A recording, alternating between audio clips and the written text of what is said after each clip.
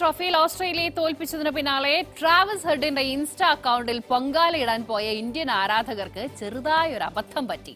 അമേരിക്കക്കാരൻ wrapper Travis സ്കോട്ടാണ് ഹെഡിന് വേണ്ടി ചീത്തവിളി ഏറ്റുവാങ്ങിയത്.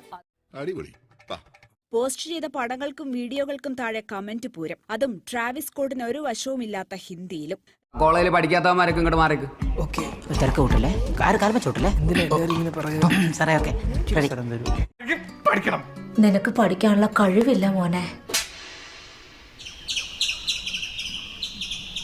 അമേരിക്കക്കാരൻ wrapper Travis സ്കോട്ടാണ് ഹെഡിന് വേണ്ടി ചീത്തവിളി ഏറ്റുവാങ്ങിയത്, അതും ഹിന്ദിയിൽ. പഠിക്ക തെളിഞ്ഞവർ ആരാவது இருந்தா கொஞ்சம் படிச்சு சொல்லி கொடுக்கடா.